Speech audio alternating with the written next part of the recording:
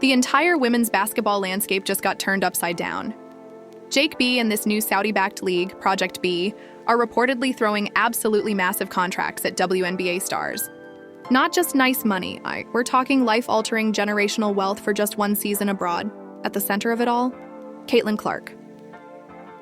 Rumors say she's already got an offer that could put her ahead of a lot of NBA players financially. Project B basically showed up, opened the vault, and attached a number to her name that has the entire sports world freaking out. If you're the WNBA, this is the nightmare scenario you prayed would never happen.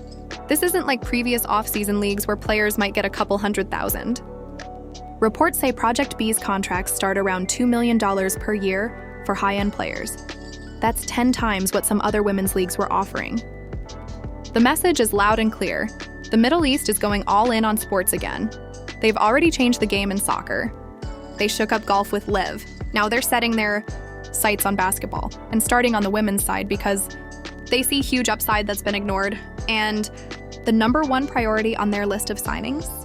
Caitlin Clark, the same player who sold out arenas, broke viewership and streaming records, made casual fans pay attention to women's basketball there, are whispers of deals ranging from $50 million to $100 million, and some wild speculation even throwing out $1 billion. Whether that last number is realistic or just clickbait doesn't even matter. The point is, they're ready to spend whatever it takes. Then the plot thickens. A headline pops up. Nneka Ogwumike is the first player confirmed to join Project B's league across Europe and Asia. Let that sink in.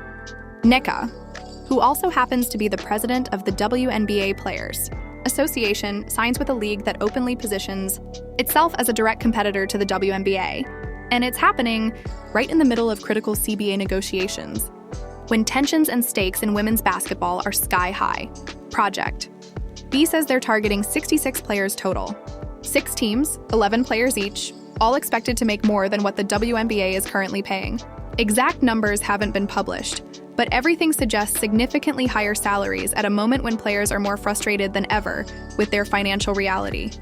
Nneka has sat in every negotiation meeting, heard all the complaints, knows who's unhappy, who's exhausted, and who's overplaying overseas for survival money. Now she's aligned with the rival league. That's like convincing your opponent's chief negotiator to join your front office. Strategically, it's a power move. And this isn't some random startup with a logo and no backing. Behind Project B are former Facebook executives, Skype co-founders, WNBA, legends like Candace Parker and Elena Delle Donne as investors on top of that. They reportedly have around $5 billion in funding committed. $5 billion. That's more capital than the WNBA has ever been anywhere near. Project B plans to host tournaments in Asia, Europe, and Latin America starting in November, with enough money behind them that a $100 million offer to a single player barely dents the budget. Now zoom back in on Caitlin. She's all ready. The face of women's basketball loaded with endorsements, a shoe deal star. The main engine behind a huge surge in ratings and attendance, but her WNBA salary? Compared to what she generates, it's almost insulting. Project B isn't just offering a bigger check. They're essentially saying, we'll pay you what your impact actually deserves, not what a 25-year-old league structure claims it can afford. People love to argue that she should stay loyal, help grow the game at home, stick with the WNBA, etc. But that raises a real question. Where was that same loyalty from the system when players were earning low wages for years, had to grind overseas just to earn a real living, played year-round with no real financial cushion? Loyalty doesn't pay the mortgage. It doesn't secure your family's future. A contract like this does. Of course, critics are already firing shots about Saudi money, ethics, and morality. But those conversations somehow get a lot quieter when we talk about NBA business ties with other controversial countries.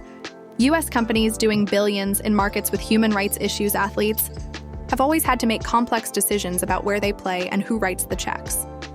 This situation just makes it more obvious because for once, it's women athletes being offered truly enormous money. Project B isn't cheating the system. They're just outbidding everyone. No one is being forced out of the WNBA. Players are simply being given better options. That's the free market in action. The WNBA spent years saying salaries follow revenues and market forces. Now a new market has appeared and is pricing these stars way higher. The WNBA can't simply wake up tomorrow and multiply player salaries by 10. They don't have sovereign wealth money behind them. Their revenue is real, not limitless. So instead of matching the money, their pitch becomes staying in the US. Legacy, with the WNBA being part of building the league's future. All of that matters emotionally. Sure, but when someone is offering tens of millions or more, emotional arguments start to lose their edge. From Caitlyn's point of view, this might not be as complicated as people think. She's already reshaped interest in women's hoops. She's already shown what her presence can do for ratings and attendance.